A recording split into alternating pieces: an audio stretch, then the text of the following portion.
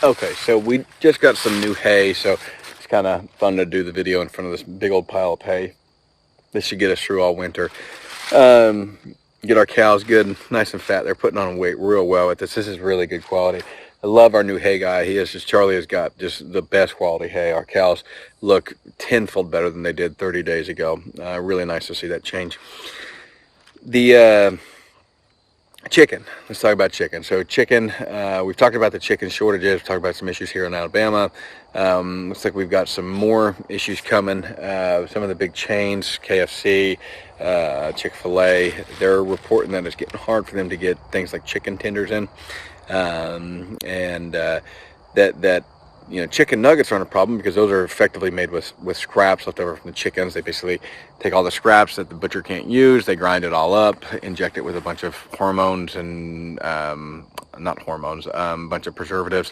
Comes out of something that looks like a tubby custard machine, and then they bread it, deep fry it, and that's your chicken nugget. So pretty gross actually, but the chicken tenders, those are a little bit different. So those are actually basically strips cut out of the breast, and the strips then, they're obviously breaded and deep fried, and we're finding a shortage with those, and they're looking at an average price that's up about 25% from the previous year, a little bit more, a little bit less in certain areas. But the bigger issue is that it's getting harder and harder for these companies to find them and to find that chicken. And, we're getting ready. We're actually going to run some chicken here on the farm next year.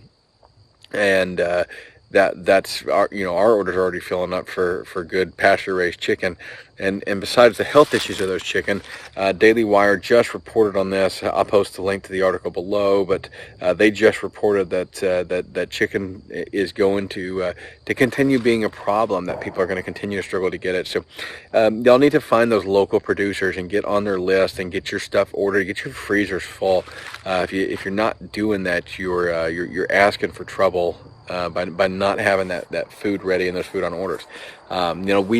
We typically take our orders once a year. Everybody orders their beef, pork, or poultry for the whole next year, and then we raise it to order, and they come pick it up when they're ready. Chicken will be ready in the summertime, and beef and pork be ready in the fall and winter. The chicken is not a huge issue for us to get in. We can get it, but we are finding it more difficult to get the little chicks in. But we can always go to local producers. So I'm kind of hoping that this whole issue with the supply shortage will allow people to come to their local producers, and may help the local producers get a little bit bigger, and keep that food grown locally.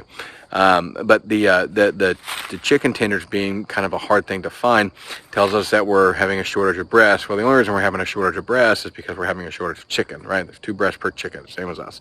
And so if we're having a shortage of chicken tenders, we're also having a shortage of breasts. So the chicken shortage looks like it's just going to get worse. We're seeing all the signs, and increased demand, decreased supply, issues with the processing plants, issues with the farmers, issues getting grain and the corn and stuff to feed them. That's being a problem. We raise ours free range, so in worst case scenario, ours would just take longer to get to full weight, and we'd have to raise something like a Freedom Ranger. I don't think we're going to raise Cornish Cross this year. Actually, I think we're going to raise Freedom Rangers and do a more natural bird. But anyways, those chicken, the chicken shortage, it looks like that's just going to become more and more of a problem nationwide. It doesn't look like that's getting any better. It doesn't look like that's gonna ease up at all. So, guys, things are just getting really, really bad on the food side of things. And then, if you guys watch, what's the name of his channel? North Country Off Grid, I think is the name of it. He's up there in Idaho, right around actually where I grew up at, and they just put a bunch of restrictions on water Idaho just passed a bunch of laws, and this is Idaho. This isn't California. This is Idaho. Just passed a bunch of laws to where now the state owns all the water, basically. It's a little bit more complicated than that. I'm not going to get into the details of it, but the state owns all the water rights, and then and so they get to control everything there. So We already have enough problems with the FDA and the local governments trying to control our food so that two consenting adults can't transact food without the government getting in between it, which is just ridiculous. But now the government's saying if I punch a hole on my property, I tap into the well there, I pay all the money to do that, they own the water. Now what the hell is that? So luckily Alabama current is still free, and I'm not dealing with that stuff here, but who knows when it's going to happen. A little bit frustrating. So anyways, guys, just keep yourself prepared out there.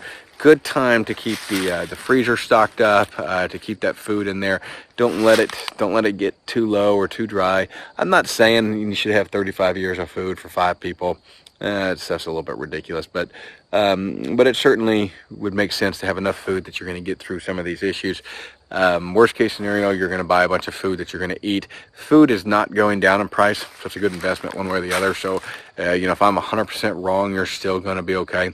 But those things like meat, guys, those are drastically going up. My wife and I were talking about this the other day, and our food budget is about 20% more than it was 3 years ago. And 3 years ago, we only produced some of our own meat. Now we produce 100% of our own meat. We don't buy meat at the store at all anymore, with the rare exception is if we want like seafood, fish, shrimp, something like that, and we do not catch it. I don't like to fish, so I like to go out and drink beer with my friends, but I don't particularly like to fish. So we when we want something like that, we'll buy it from the store. But for the most part, I mean beef, poultry, and pork is all produced here, so we have no need to buy it. So even without that, our budget is still 20% more than it was 3 years ago. Actually, it's even probably about 20% more than it was actually a year ago. It's actually not even quite 3 years ago. It's just getting worse. So we went and bought dog food today. Dog food was up 30% from what we used to pay in dog food.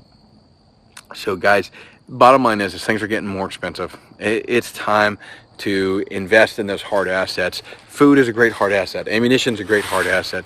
Gold, silver, crypto is a great thing. I don't know anything about crypto, so I don't talk about it on here, but I do think crypto has some solid fundamentals.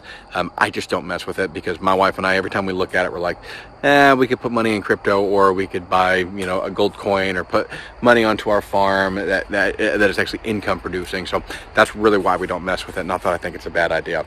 I guarantee if we lived in a subdivision, we'd probably have a bunch of crypto. But anyways, the food situation doesn't look like that's going to lighten up anytime soon. The supply chain issues we know are not. We know that we're never really going to hit much of a long-term deflationary period. We might hit like a deflationary period economically for a short period of time, but the Fed is never going to allow the dollar to hit a deflationary period for 5 years and we can slow down, and it's just not going to happen. Food is always going to get more expensive. Gasoline is always going to get more expensive. Your vehicle is always going to get more expensive. Housing is always going to get more expensive. Really we want those things to stay above inflation, but those things are always just going to go up. So keep your refrigerator stocked, guys. Keep that stuff going, and just kind of stay up on what's going on around you. Things are just getting really, really dangerous and really, really bad. But the food thing is what has us concerned, because we're like, how are people affording this food? I asked one of my employees the other day, I was like, because he's got, I think, 3 girls and him and his wife. And I was like, man, I don't know how you're even hardly able to afford food right now. And we were just talking about budgets, and I asked him, we were just kind of talking. I said, this is what my food budget is, and what is yours per month? And he said at least 30% more than that, based on because he has to buy his own meat. So he doesn't work here on the farm. He works for my other company. So anyways, guys, having other streams of income, let's get out there and kind of crush this and make some money during this time frame and make sure that we're successful. But in order to do that, we have to set ourselves up so that we're not desperate, because when we get desperate, right after we're going to be done being desperate, as Dave Ramsey always says, we get stupid, and we don't want to be desperate and stupid. So keep yourself out of those desperate situations by making sure that you have your basics covered, making sure that you got your 4 walls right, your house and your lights and your water are covered, making sure that you have food on the table. Those are important. Now is not the time to go out and get into a bunch of crazy debt. Now is not the time to go out and speculate with your life savings. Now is the time to be taking that life savings and putting that in things that are not going to lose a bunch of value when we hit 20 and 30% inflation. Now, I'm not a financial advisor. I don't, I stay up on this. I try to keep myself educated so I can make educated decisions. But we definitely don't want to. Let me put it this way. My wife and I do not keep our personal money, very much of it, in the bank. We keep just enough that we can get by. We can make sure that that we can pay bills and stuff if we had to cash in or sell other assets.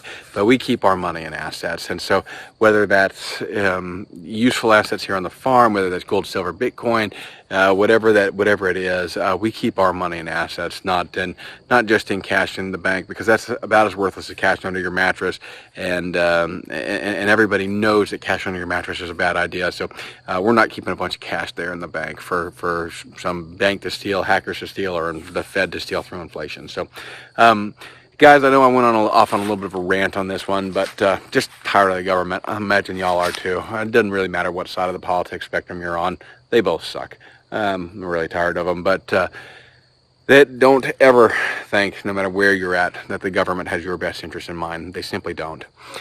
You need to have your best interest in mind. So I'm sorry this went a little bit long-winded. Really, the bottom line is chicken's short, and it's going to continue to be short. We are going to have some more videos coming up. Madeline will have her real estate video out on Thursday. Fixing to go sit down and do the editing on that now. And we're going to have some more cow videos for you guys here soon too. We got some cool things going on with the cows. Got a vet coming out teaching artificial insemination class here. So we're actually gonna videotape that and post that on here. That'll be this springtime. And then we've got our range coming up, guys. It's getting really exciting. So the bulldozing is done. Fixing to go rent the backhoe here probably about mid-January, and have a week worth of backhoe work here. So really getting fun and excited, guys. So stick with us. We'll have much more stuff coming up here, and we'll try to keep you all updated as we hear about these shortages in the supply chain and issues coming up there as well. But remember, this is a farm channel. Really, it's a homesteading channel. This channel is about being self-sufficient, self-sustaining, learning how to do these small operations and make a little bit of money from it. I'm not trying to teach somebody how to make a 5,000 acre ranch. I'm trying to teach you guys how to have 5 acres or 1 acre, a half acre of something that's productive that you can do with your property, and just staying up on that. So thanks again for watching, guys. Really appreciate it.